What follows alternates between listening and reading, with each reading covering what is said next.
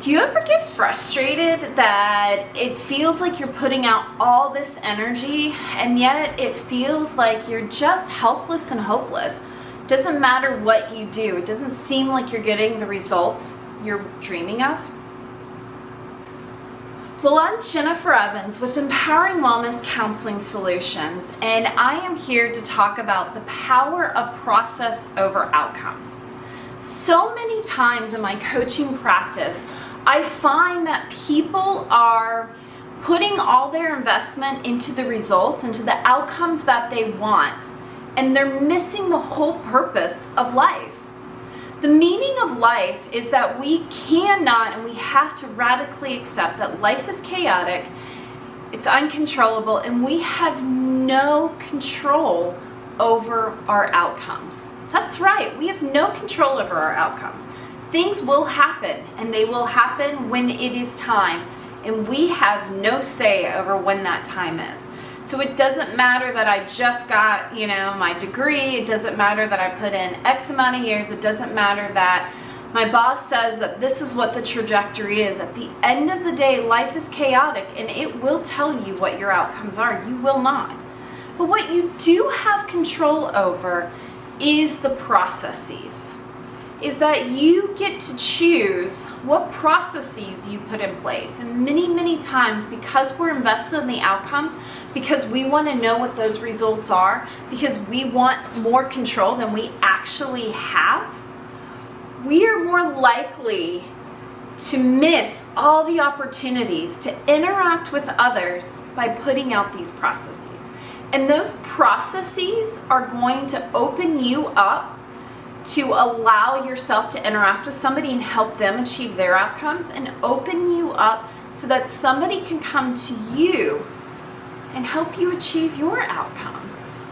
And if you look at these processes like businesses, like little boutiques on this cute little, those quaint towns. We have this adorable town. Well, it is the town I live kind of further away, but it's called Highlands, and it's like 3 blocks long, and it's just these adorable little shops amongst it. And our processes and who we are and what our value is like these boutique shops. There are many, many times you go through those shops and you think, man, this is really, really cool. I love it. But I don't necessarily think that I have the value to go into the shop, or I want to go in the shop, but I want to stay very close. I don't want to touch anything because I can't afford it. If I break it, I can't buy it. And so we admire these shops, but we don't necessarily spend money in some of them. And when we focus on outcomes, we say, well, I must not have any value. I must just cut all of my prices. I must, negotiate a lower value for myself. But the reality, it's not that you don't have the value. It's that you have to sell your value. And you have to sell other people on their value. That's the big piece. Is it's not selling our own value. It's selling other people on the value that they have to invest in themselves in these adorable shops. And that's the critical piece that we miss, because we're so focused on outcome and results. When we don't achieve it, we think there must be something wrong with us. Let's slash our prices. Let's slash our value. But then what does that mean? That means we don't have a lot of value, which means we don't feel like we belong, which means we don't feel like we're seen or heard. See how this is going all to those universal constructs. Go back. It'll be in the video description. Go back to look at that video. It's very, very important. And why we do a lot of the things that we do is because we're defending and protecting those universal constructs.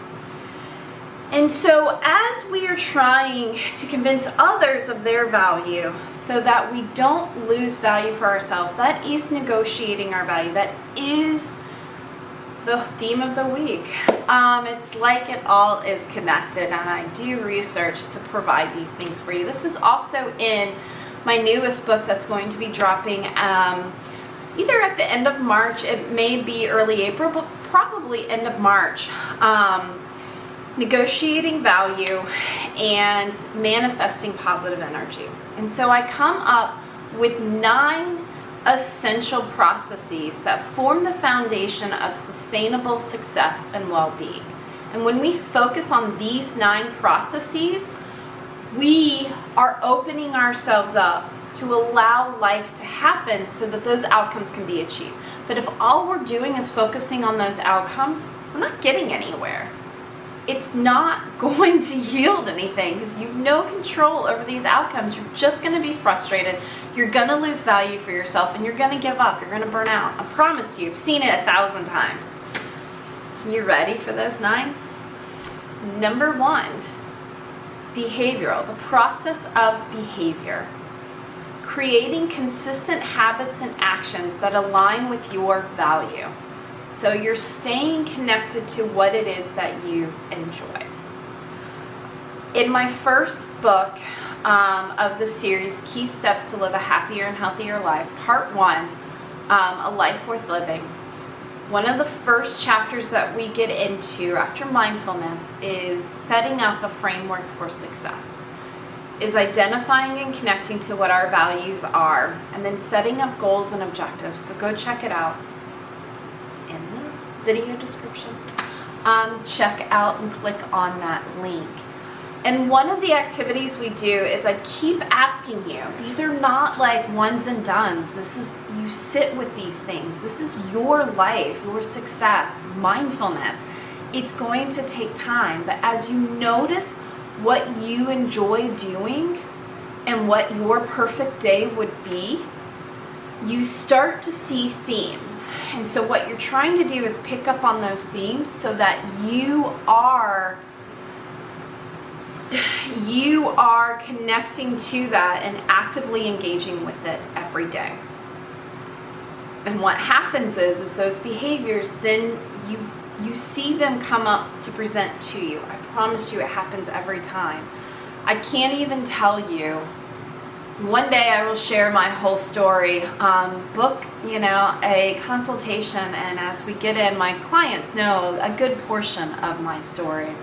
But I was a very, very overworked, stressed out, performance trauma person. And I feel blessed by the grace of God that I was able to let go of the corporate nature, to actually let go of corporate America job and build my practice. And that has given me the ability, like things present to me. These books that I created have presented to me because of what I love, and I engage in what I love. These thoughts, these activities, these behaviors, they come to me. Have I wanted to publish a book? 1,000 times. I also had my grad school thesis teacher tell me that I was on drugs when I wrote. And then he said, oh, I read about ADHD and actually you need drugs. Do you know how inappropriate that is? It really scars you. So here's somebody who wanted to get multiple PhDs and just loved academia. That academic career came to a halt. And I did not write for a very, very long time. I was forced to give my voice when I worked for the state of Florida. It wasn't but it was very anxiety producing. I will say that, but good old performance trauma, head down, get stuff done. And then, 10 years passed, and here I'm doing what I love and thought I had no value. I had no business doing it. I had no value, and yet it is coming to me, is presenting to me. And I'm just taking the reins and saying, thank you. I love it. Let's keep going. Let's keep going. Number 2 is the learning process, is creating this idea of being a lifelong learner and continuing to have knowledge and acquiring knowledge and skills and development. I do this a lot. I learn new things. I present new things to you. It's a value of mine to be able to, part of my ability to serve others is to learn new things and say, man, isn't this cool? I just learned this. So for me, creating a process of learning is having that open availability where I can take information in and I can disseminate it to others. Number 3 is financial process. It's establishing routines for wealth building and resource management. It's letting go of the company man, really antiquated terms, but the idea of the company man, right? Back in the 50s, that's what you did. You clocked in at a job for like 50 years, you took care of your whole family, and you got paid for whatever time was left. 401ks have changed that. E-Trade and investment apps have changed that. So no matter where you are at, you are in a place where you can mindfully and intentionally place yourself in multiple realms to be able to receive wealth and start building passive income. This is also a big part of the key steps, living a happier and healthier life. Part 1, A Life Worth Living book. We go all through what your value is and why we either anxiously save or anxiously spend, and how do we mindfully invest. Because I'm telling you, man, that was like one of my favorite groups. Half of the girls were savers, half were spenders, and both were like, this is what I do. And I'm like, it's wrong. I love you. It's wrong. We want to invest because you're losing value by saving, you're losing value by anxiously spending. And so what you want to do is you want to find your value back through investing. So it's a really good book. I highly recommend. Go get it. It will outline a framework for success and understanding why we do the things we do and why we don't have billions of dollars and six-pack abs is in that workbook. Pretty easy read too. The next is a creative process. This idea of nurturing your innovative cycle and idea generation methods. And so we are connecting to our ability to be more creative, to allow our creative energy out there and to receive creative energy in whatever way, shape, or form that you want. But having that space is very, very important to nurture it. And so, again, these can all be pieces and parts. You can do a little bit of all of it, but that's the point, is focusing on this is what's going to get you somewhere in life. And you can focus on one, you can focus a little bit on all. This is how we become mindful and purpose driven. When I talked about that in the first video this week, a couple days ago, so go back, it was like 2 days ago. This is what I'm talking about. This is how you find that purpose and drive. The next is mental process. So mental process is this cognitive framework that supports clarity and decision making. So it's creating this process, this routine, this engagement about how to be grounded and clear in the here and now, and finding ways to find radical acceptance. And then we have the physical process. The physical process is really just getting out there, sustainable practices for energy management and health.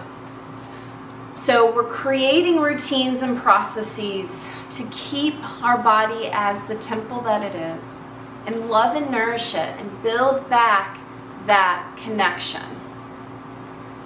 And then we have relational processes, this cultivation of connections and network development is consciously knowing that we need to build our network. We don't need followers, we need a network, people to engage with, to hear from them and to provide to them. And then we have the emotional process. And this emotional process is this idea of emotional resilience. Part 2, like I thought all of this out on how do you become successful.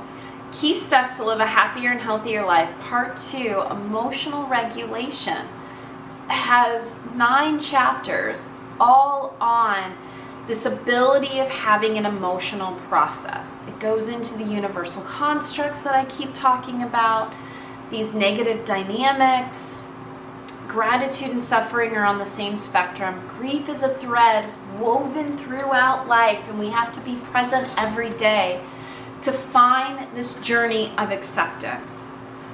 It goes into bad brain and what our brain is doing under high stress, stress management, distress tolerance, manifesting positive energy with perceived realities. All of that is what we're going through in that second workbook. It's critical to be open, and if you're not sure how to start being open with yourself, get the workbook and just do 1 page a day. It will take you everywhere in life, I promise you.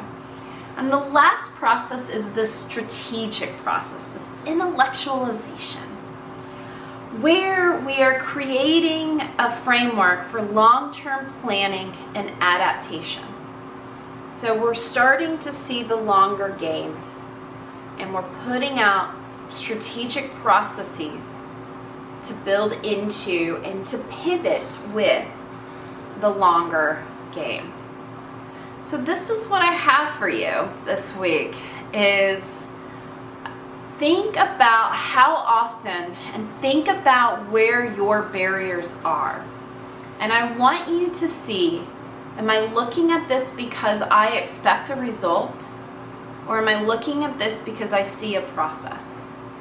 And that right there will take you everywhere in your growth game. Figure out what process you are in and what process you need to be in, and go from there. If you like this, please thumbs up it. Share it with somebody else who's also struggling with trying to get results. I'm telling you, this is the way. Share in the comments below where you are and what results are you hoping for, and what is the process that you can replace it with. Start building that community right here.